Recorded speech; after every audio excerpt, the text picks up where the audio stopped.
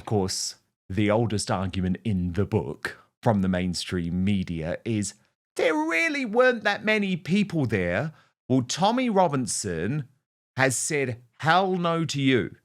Posting today, our Unite the Kingdom rally was officially the biggest protest in British history, and we're just getting started. He says over 3 million attended. And when you look at the aerial footage, it's very difficult to deny that. But of course, Piers Morgan, his arch nemesis, responded saying nonsense. 10 times as many people turned out to protest against the Iraq War in 2003. And Alani Dowding, this is something that we see the mainstream media do. It's a ploy that they use, right? Because they did it with Trump. Do you remember?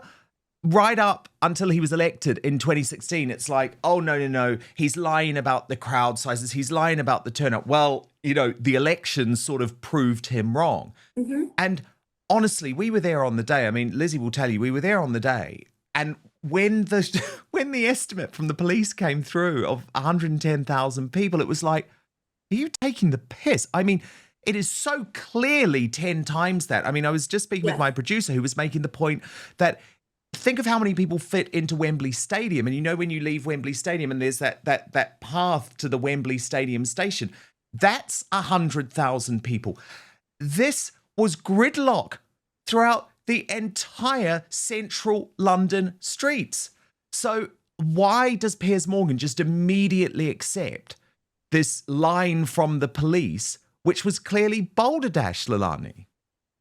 They've been doing this as well. The lockdown protest was where I met Lizzie. They would reduce the numbers by insane amounts in order to make it look more insignificant, right? They don't want people to see the significance and the number of people. Now, they're not showing as well the people that couldn't even get over Westminster Bridge because the bridge was too busy.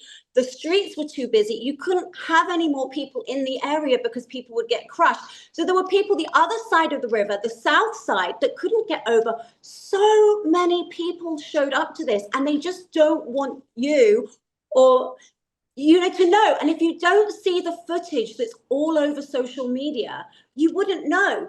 And there's a few good things that have happened. Like a friend of mine said that her mother went, and she said it was the first time that her mum actually realized how biased the BBC was, because she listened to the reporting after actually being there herself, and it doesn't match. None of it matches. And I will say that, I am absolutely gutted that I couldn't have been there because I'm in America. But so many people in America saw the march, and they've come up to me. I've worn my Make England Great Again hat. He said, "Oh, you're English. Did you see the march? Like, tell us about the march." They were so intrigued to know, and they've seen this rally all the way over here in America. So, the global eyes are on this now. And there's no lying. People aren't going to believe the lies anymore. Because Americans know that this isn't extreme. Andrew Neil's speaking about mainstream American figures like Steve Bannon and Elon Musk as if they're extremists. It's like they're not.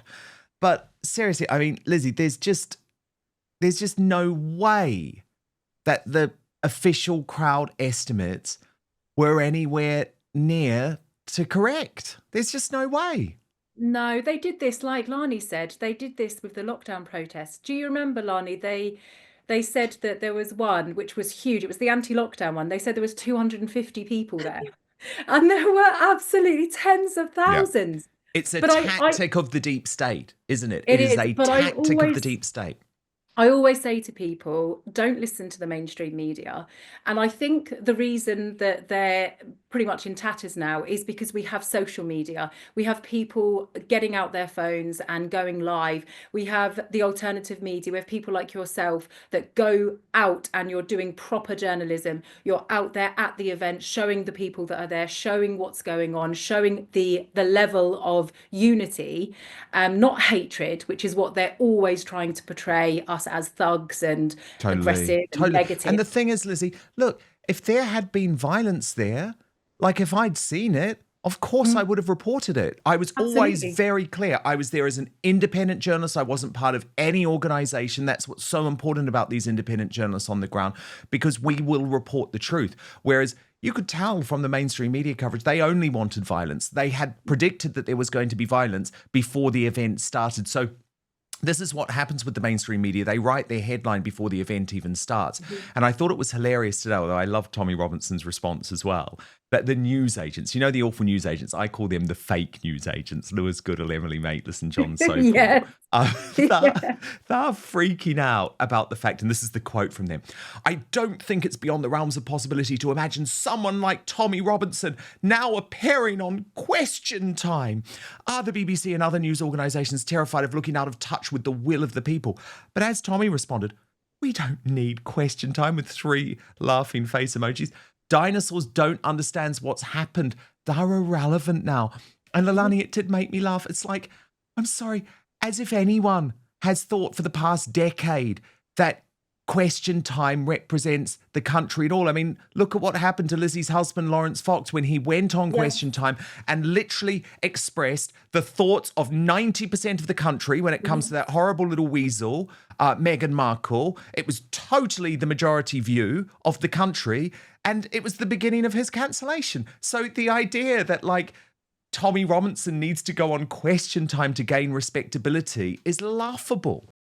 But first, we've always associated chocolate with weight gain. But did you know it's actually been shown to help with fat loss? Studies show that cocoa flavonols, the active compounds in high-quality cocoa, can support fat metabolism, improve insulin sensitivity, and even help reduce abdominal fat. But you'd have to eat so much chocolate to get those benefits that the sugar and calories would cancel them out, or worse, lead to weight gain, not to mention the heavy metals like lead and cadmium found in many cocoa products.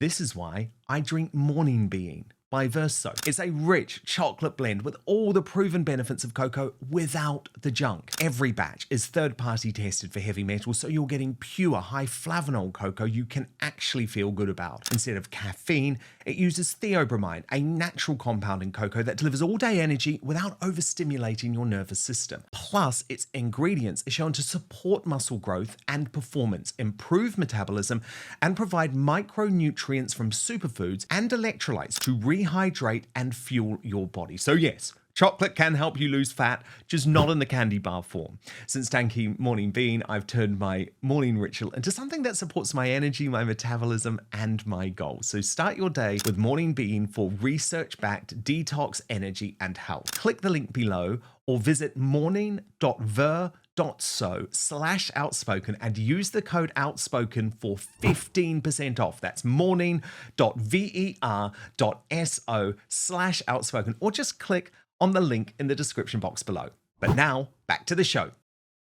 No, we don't need the mainstream media anymore, and people don't believe the mainstream media because of the disparity of what they're seeing in real life and what they're hearing on the mainstream media. And look, like I said, I'm in the USA. I managed to watch the whole thing on your YouTube, and that's where other people have watched it as well. The mainstream, I don't think, in the USA has been covering it, but we're a small world now, and we've been linked together by social media. We can see what's been going on in the USA, and the USA can see what's happening here, and they can see all the lies that, you know, Starmer's saying on a daily basis, on his, you know, on his own social media feeds, and then we can compare it with what, you know, people like us see in real lives and what we share with people 100%. and our experiences. But it is horrible, Lizzie, what they do to individuals, because, I mean, good friend of yours, she was at your wedding, Holly Valance, you know, major star, you know, famous actress, famous pop star, like very good human being. And I was so delighted when, you know, I saw her at the rally on Saturday. One of my friends had messaged me saying, "Oh, you've got to look out for Holly." You know, so I went up, we had a chat. Great person, you know, great patriot. And Lizzie, the mainstream media are coming for her because she was at the rally, you know, and it's like they've loved her forever. And all of a sudden she attends this rally and they turn on her, and they're trying to scare other celebrities, I think, into not attending. Well, it's to censor people, isn't it? Yes. And also anybody anybody that doesn't fit the narrative and anybody that speaks up or has their own opinions, and she's entitled to go to any event that she wishes to go to. But one thing I will say about the mainstream media is that they are consistent with the cancel culture. They're very That's consistent, for sure. It's because the only thing they're consistent with. anybody that Yeah. like her attending that, Lawrence saying what he said on Question Time. You know, Lawrence didn't mention skin color on Question Time, but the person in the audience mentioned his skin color by saying he had white privilege. But that's okay, isn't it? Because, you know, white's okay, but anything else is Oh, not exactly. okay. Anti-white racism is now just, completely Exactly. And I think acceptable. what they're now, what they don't like, and what makes them nervous, is the likes of loved people like Holly. Holly is a wonderful human being. She's been very successful, and it doesn't look good for them when people like herself attend these events and stand up for our culture, our traditions, and wanting a safe country. You know, she's got young children and she's worried about things and she has her concerns, and she is entitled to be Yes, patriotic. of course she is. And I think people think it's a joke, the idea that Holly Valance is all of a sudden a far-right extremist. Tommy Robinson actually posted in response to some of this mainstream media coverage, Alani. He just wrote, "We thank Holly Valance for showing courage. Celebrities can help shift the Overton. She's brave and beautiful." Do you agree? More celebrities need to get involved? I think so. And I think, obviously, like you've said, the cancel culture is a big problem as to why they don't want to. They can have their careers completely wiped out in a second. Obviously, it kind of only goes one way. And it's awful. But, you know, Holly's brave and she's gorgeous. And I'm so glad that she went and joined there, because I know she's been feeling this way for a while. I remember meeting her at a couple of secret anti-lockdown things, and she came up to me, and I couldn't believe that she knew who I was from, you know, me speaking out on Twitter.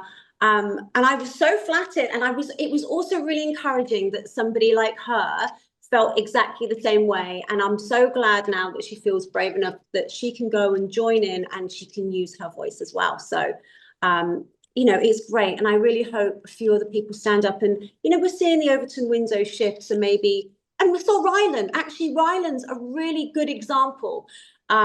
He was somebody that spoke up. And obviously, there were this massive Ofcom complaints about him, mostly, I would imagine, inorganic, and kind of rallied and produced by a leftist group that's, you know, Yeah, it's encouraging like people to convicted report outrage, on isn't him. it?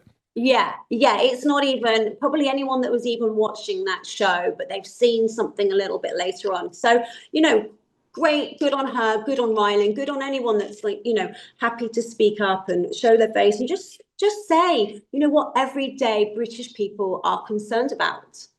Thank you so much for watching Dan Wootton Outspoken. Please click on my face just to the bottom left to subscribe to this brand new independent news source, and turn on the notification bell so you'll be alerted to our brand new live shows, uncancelled interviews, and special royal episodes. Outspoken is also now available as a podcast, so you can listen to the show every weekday on the go, wherever you are.